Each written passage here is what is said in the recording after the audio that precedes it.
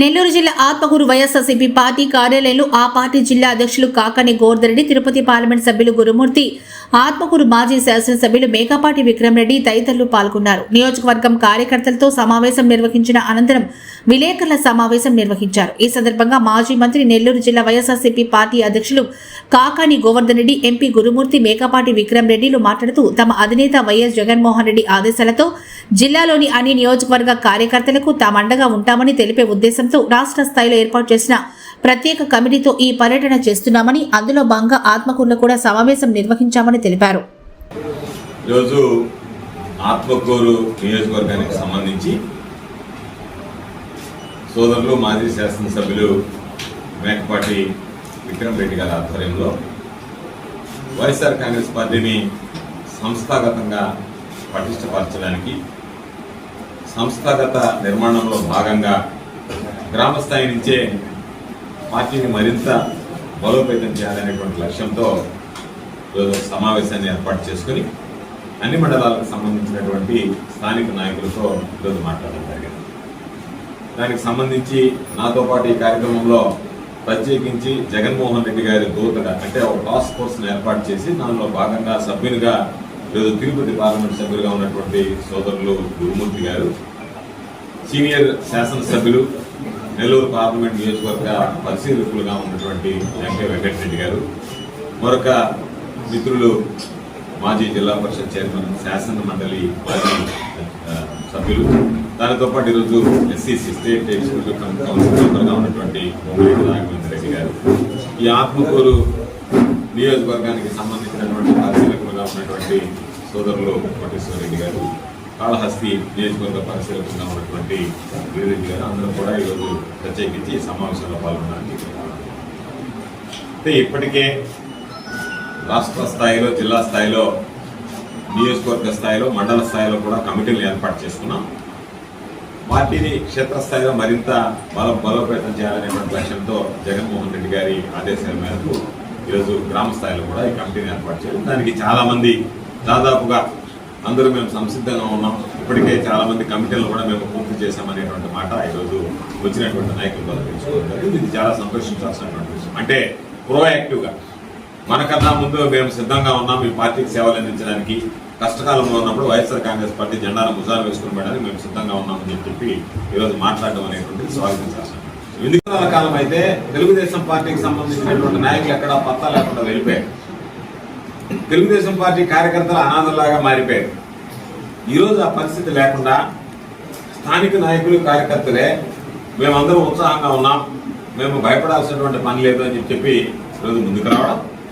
ఏ రోజైతే వైఎస్ఆర్ కాంగ్రెస్ పార్టీ శ్రేణులు ఉత్సాహంగా ఉన్నాయో ఆ రోజు నుంచే చంద్రబాబు కొడుకు లోకేష్ ఇద్దరు రెడ్ బుక్ రాజ్యాంగం పేరుతో ఏ విధంగా కేసులు బనాయించాలి, ఏ విధంగా హింసించాలి అనేటువంటి దానికి ఈరోజు తీయడం జరిగింది. బహుశా నాకు తెలిసి ఈ వ్యవస్థ ఈ ఆంధ్ర రాష్ట్రంలో ఎన్నడూ చూసి ఉన్నాం. అంటే ఎంత దారుణమైనటువంటి పరిస్థితులు ఉన్నాయంటే ఈరోజు ఆంధ్ర రాష్ట్రంలో చిన్న కేసు ఏది మాట్లాడినా చివరికి ఫ్లెక్సీ కట్టాలి అంటే తెలుగుదేశం పార్టీ వాళ్ళు కట్టుకోలేరు, ఫ్లెక్స్ పోలీసుల దగ్గర ఉండి కట్టించాలి.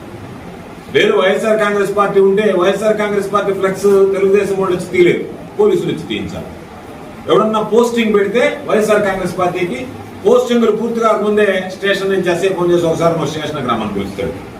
ఇంత దారుణమైనటువంటి పరిస్థితులు ఎందుకు చంద్రబాబు కానీ, స్థానికంగా ఉండేటువంటి నాయకులు కానీ మీ నీడను చూసి మీరు భయపడిపోతున్నారు? ప్రశ్నించే వాళ్ళు గొంతు నొక్కడానికి ఎందుకు ప్రయత్నం చేస్తున్నారు?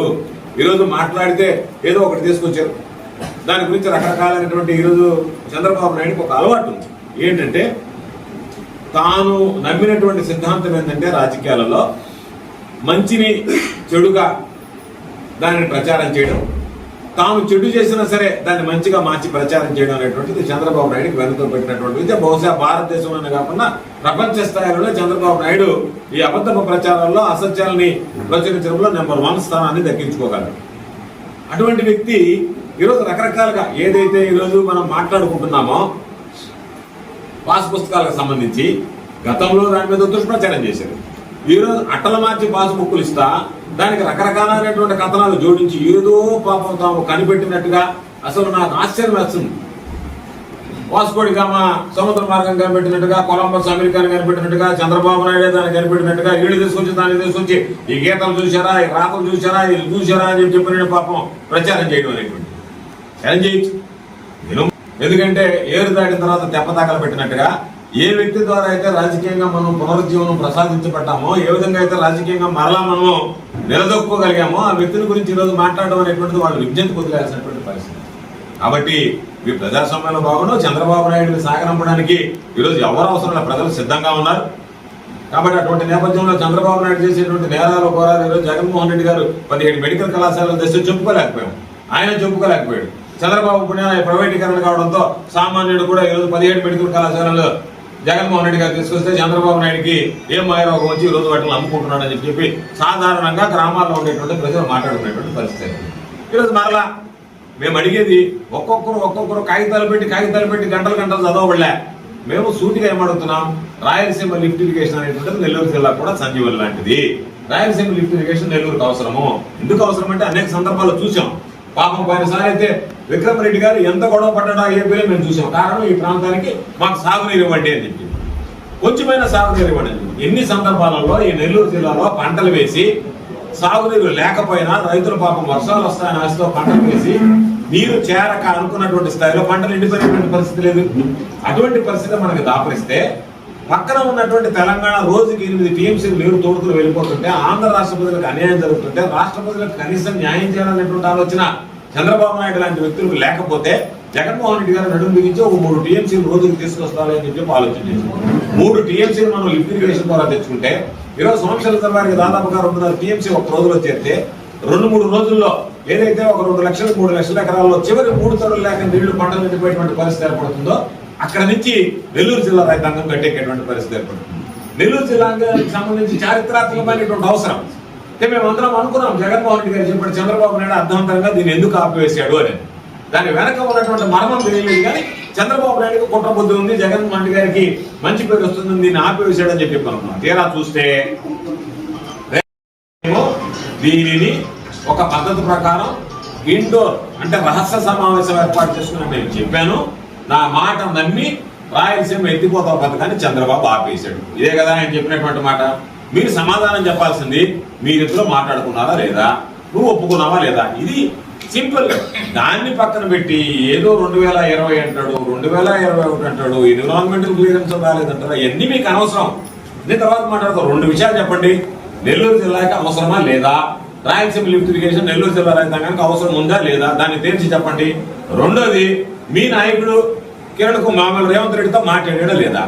ఈ 2 విషయాలు చెప్పండి. ఎందుకు చవట భారతం చెప్తారంటే దాని అర్థం ఏంటంటే మీరు చెప్పుకునేదానికి ఏమీ లేక రైతు ద్రోహిగా చంద్రబాబు మిగిలిపోయాడు కాబట్టి మీరు రైతులకు ద్రోహం చేస్తున్నారనేటువంటిది అర్థమైపోయింది. కాబట్టి ఆ ద్రోహి చెప్పినటువంటి మాటలు మీరందరూ కూడా మాట్లాడడం వల్ల మీరందరూ కూడా రైతు ద్రోహులుగా మిగిలిపోయేటువంటి పరిస్థితి ఏర్పడింది. కాబట్టి మేము ఏదన్నా సోమశిల జలాశయం దగ్గరికి పోతే మమ్మల్ని అరెస్ట్ చేసింది.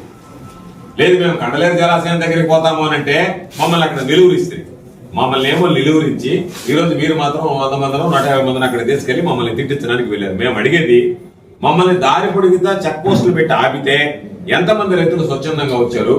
మీరు మీ అంతటి మీరు రాండి అని చెప్పి కారులు వేసుకుని పోలీసులు దగ్గరుండి స్వాగతం పలికితే మీ ముఖాలు చూసి ఎంతమంది రైతులు వచ్చారనేటువంటిది చూస్తేనే రైతులకి మీ పట్ల ఎటువంటి ఏకభావం ఉంది, మీరు తీసుకున్నటువంటి నిర్ణయాన్ని ఏ విధంగా వ్యతిరేకిస్తున్నారు అనేటువంటిది ఈరోజు స్పష్టంగా అర్థమయ్యేటువంటి పరిస్థితి.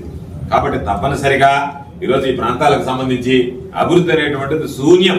ఎక్కడ అభివృద్ధి లేదు. ఏదన్నా ఉంది అంటే అవినీతి, ఇసుక దగ్గర నుంచి మట్టి దగ్గర నుంచి ఏది దొరికితే అది దోచుకోవడం తప్ప ఎక్కడన్నా ప్రజలకు సంబంధించినటువంటి అభివృద్ధి, ప్రజలకు సంబంధించినటువంటి సంక్షేమం, ప్రజలకి ఇచ్చినటువంటి హామీలు నిలబెట్టుకోవడం, ప్రజల సమస్యలను పరిష్కరించడం ఎక్కడా కనిపించడం లేదు. కేవలం ఏదో మాట్లాడటం, వెళ్ళిపోవడం, ప్రశ్నించేటువంటి గొంతుల్ని మీరు మాట్లాడితే మీ మీద కేసులు పెడతామని చెప్పి కేసులు పెట్టడం, భయపెట్టడం, ఇబ్బందులు పెట్టడం తప్ప మరొకటి కనిపించడం లేదు. కాబట్టి అటువంటి నేపథ్యంలో వీటన్నిటిని ఎదుర్కొనేటువంటి ధైర్యం, ఎందుకంటే జగన్మోహన్ రెడ్డి గారు మాకు ఇచ్చినటువంటి ఆస్తి ఏంటంటే ధైర్యం, పోరాటం.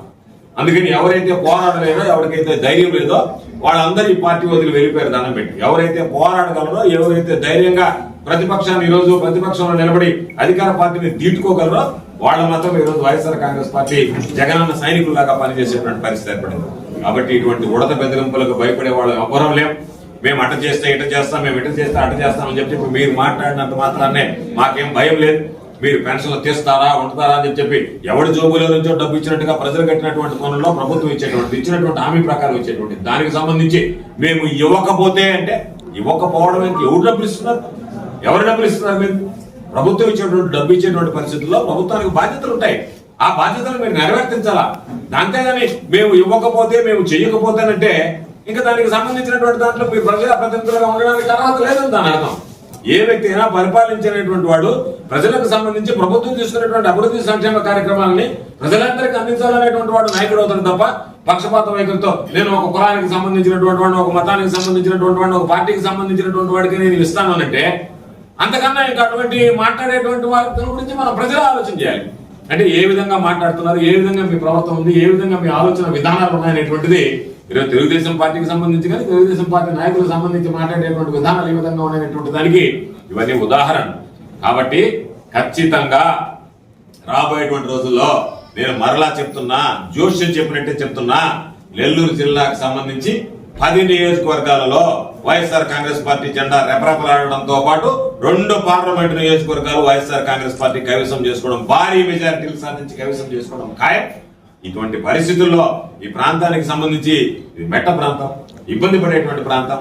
దీనికి సంబంధించినటువంటి పాపం అతి తక్కువ సమయం ఉన్నా సరే విక్రమ్ ఎన్ని విధాలుగా ఈ ప్రాంతానికి సంబంధించి ఆలోచన చేసాడో, ఎన్ని విధాలుగా పోరాడాడో. జగన్మోహన్ రెడ్డి గారి దగ్గర విక్రమరెడ్డి గారికి ఉన్నటువంటి సాన్నిహిత్యం, అనుబంధం, ఆ కుటుంబానికి ఉన్నటువంటి సంబంధం, కష్టకాలంలో పెద్ద రాజమోహన్ రెడ్డి గారు పదవిని కూడా త్యాగం చేసి ఆ కుటుంబం జగన్మోహన్ రెడ్డి గారికి అండగా నిలిచింది. కాబట్టి జగన్మోహన్ రెడ్డి గారు అదే విధంగా పాపం విలువిచ్చి ఏ విధంగా అభివృద్ధి చేయాలనేటువంటి ఆలోచనతో సంగం బ్యారేజ్ పూర్తి చేస్తే, సంగం బ్యారేజ్ తో పాటు నెల్లూరు బ్యారేజ్ పూర్తి చేస్తే మీరు అధికారంలో ఉన్నప్పుడు ఎందుకు చేయలేకపోయారు? మీకు ఎందుకు చేత కాలేదు? ఈరోజు ఒక్కొక్క ఆయన ఎరగదీస్తున్నాడు మైకులు పట్టుకుని అది ఇది అని చెప్పి మేము అడిగేది మిమ్మల్ని. రాజశేఖర రెడ్డి గారు వేసినటువంటి పునాది శంకుస్థాపన మీరు ఎందుకు చేయలేకపోయారు? మీరు పనిచేశారే, తర్వాత ఈ ప్రాంతంలో పనిచేశారు, రాష్ట్ర స్థాయిలో పనిచేశారే, ఎందువల్ల పూర్తి చేయలేకపోయారు? దాన్ని పూర్తి చేసినటువంటి వ్యక్తులు జగన్మోహన్ రెడ్డి గారు కాదా? సంగం బ్యారేజీలో జగన్మోహన్ రెడ్డి గారు తీసుకొస్తే ఈరోజు పాప ఈ ప్రాంతానికి సంబంధించి 2 సార్లు శాసనసభ్యుడిగా, ఒకసారి మంత్రిగా పనిచేసినటువంటి గౌతమ్ రెడ్డి గారి పేరు పెట్టాలని చెప్పి అందరం ప్రతిపాదిస్తే ఆ రోజు మీరందరూ సాక్షులు, మీరందరూ బాధ్యులు. జగన్మోహన్ రెడ్డి గారు సరేనంటే ఈరోజు ఆ పేరు పెడితే మీరు చేసినటువంటి ఘనకార్యం ఆ పేరు తొలగించడమా? అభివృద్ధి చేతకానటువంటి మీరు, అభివృద్ధి చేయలేనటువంటి మీరు అవమానించేటువంటి విధంగా వ్యవహరించడం తప్ప ప్రజాప్రతినిధుల్ని రేపు ఏ విత్తనం అయితే నాటుతామో అదే విత్తనం పండద్దు అనేటువంటి విషయాన్ని గుర్తుంచుకోండి. భవిష్యత్తు ఎవరిని కూడా వదిలిపెట్టరు. చేసినటువంటి తప్పులు, మనం చేసినటువంటి పాపాలు శాపాలలాగా వెంటాడుతున్నటువంటి విషయాన్ని గుర్తుంచుకుంటే మంచిది. కాబట్టి ఖచ్చితంగా వైఎస్ఆర్ కాంగ్రెస్ పార్టీ బలమైనటువంటి శక్తిగా తయారైంది. 19 నెలల కాలంలోనే ఎందుకు ఈ దరిద్రాన్ని ఎత్తుకున్నామా అని చెప్పి ఇప్పటికే అనేక సందర్భాలు నేను చెప్పా. పాలు ఇచ్చేటువంటి పాడి వరిని వదిలిపెట్టి మేత మేసేటువంటి దున్నపోతను తీసుకొచ్చి గార్డెన్ కట్టేసుకున్నాం అనేటువంటిది ప్రజలు మాట్లాడేటువంటి మాట ఈరోజు చంద్రబాబు నాయుడు ముఖ్యమంత్రి అయిన తర్వాత. కాబట్టి ప్రజలు అన్ని వాస్తవాలు గమనించారు, త్వరలోనే గుర్తించారు. కాబట్టి ఇంత త్వరగా ఇంత వ్యతిరేకత తెచ్చుకున్నటువంటి ప్రభుత్వం ఈ రోజు ఉన్నటువంటి కూటమి ప్రభుత్వం తప్ప మరొకటి కాదు. కాబట్టి ఖచ్చితంగా రాబోయేటువంటి రోజుల్లో పార్టీ మరింత బలోపేతం చేసి స్థానికంగా ఉండేటువంటి నాయకుల, కార్యకర్తల మనోభావాలను గౌరవించి వాళ్ళ సూచనలు, సలహాల పేరుతో మరింత పటిష్టం చేయాలనేటువంటి ఆలోచనలో ఈరోజు మేమందరం కూడా విక్రమరెడ్డి గారి ఆధ్వర్యంలో ఈ కార్యక్రమాన్ని ఏర్పాటు చేసినటువంటి ఈ కార్యక్రమానికి మేమందరం హాజరయ్యాం. ఎమ్మెల్యే ఎన్నికలే వస్తాయా లేదా సాధారణ ఎన్నికలు వస్తాయా? ఏ రోజు ఎన్నికలు వచ్చినా సరే మరలా తిరిగి ప్రజలు కోరుకున్నట్టుగా వైఎస్ఆర్ కాంగ్రెస్ పార్టీ అధికారంలోకి రావడం ఖాయం. జగన్మోహన్ రెడ్డి గారు మరలా తిరిగి ముఖ్యమంత్రి కావడం ఖాయం. చంద్రబాబు నాయుడు లాగా అబద్ధాలు చెప్పి సూపర్ 6, సూపర్ హిట్ అని చెప్పి డబ్బా కొట్టుకుని వెళ్ళిపోవడం కాకుండా ఏదైతే చెప్పాడో అది చేస్తాడు, చేయగలిగేటువంటి చెప్తాడు. అది జగన్మోహన్ రెడ్డి గారికి ఉన్నటువంటి బలం. చంద్రబాబు నాయుడుకు ఉన్నటువంటి బలం ఏంటంటే ఏదైనా మాట్లాడి వచ్చిన తర్వాత మోసం చేయడం. కాబట్టి ఒక మోసం చేసేటువంటి వ్యక్తిని నమ్మి ఈరోజు ప్రజలు మోసపోయారు. విలువలకి, విశ్వసనీయతకి కట్టుబడినటువంటి జగన్మోహన్ రెడ్డి గారి పాలన తిరిగి కోరుకుంటున్నారు అనేటువంటిది ఈరోజు మనం ప్రజల్లో క్షేత్రస్థాయిలో అర్థమైనటువంటి పరిస్థితి. కాబట్టి తప్పనిసరిగా రాబోయేటువంటి రోజుల్లో కూడా నాయకుల్ని, కార్యకర్తల్ని గౌరవించి ప్రజలకి ఈ ప్రభుత్వం చేసినటువంటి ద్రోహాల మీద విచారణ జరిపించడంతో పాటు బాధితులైనటువంటి వాళ్ళు ఎవరిని కూడా మా మీద ఎన్ని కేసులు పెట్టుకున్నా సరే మరలా చెప్తున్నాం, వైఎస్ఆర్ కాంగ్రెస్ పార్టీకి సంబంధించినటువంటి నాయకుల్ని, కార్యకర్తల్ని వేధించినటువంటి వ్యక్తులు, వాళ్ళకి అండగా నిలిచినటువంటి అధికారులు ఇద్దరు కూడా భారీ మూల్యం చెల్లించుకోవాల్సినటువంటి పరిస్థితి ఏర్పడుతుంది. ఎవరిని విడిచిపెట్టాం. రెడ్ బుక్ లాగా పనిచేది మా డిజిటల్ బుక్. డిజిటల్ బుక్ అనేటువంటిది న్యాయబద్ధంగా వ్యవహరిస్తుంది. రెడ్ బుక్ అనేటువంటిది పక్షపాతంగా ప్రవర్తిస్తుంది. కాబట్టి వాటికి ఉన్నటువంటి ప్రధానమైనటువంటి వ్యత్యాసాన్ని గమనించి ఈ సమాజంలో ఎవరైతే అన్యాయం చేశారో వాళ్ళని ఎవరిని క్షమించేది ఉండదు, విడిచిపెట్టేది ఉండదు, విచారణ జరిపిస్తాం. విచారణ ప్రకారం కఠినమైనటువంటి చర్యలు తీసుకోవడం జరుగుతుందని కూడా ఈ సందర్భంగా తెలియజేస్తూ తప్పనిసరిగా జగన్మోహన్ రెడ్డి గారి నాయకత్వంలో వైఎస్ఆర్ కాంగ్రెస్ పార్టీని తిరుగులేని శక్తిగా తయారు చేయడానికి అందరం కలిసి కృషి చేస్తామని ఈ సందర్భంగా తెలియజేస్తాం.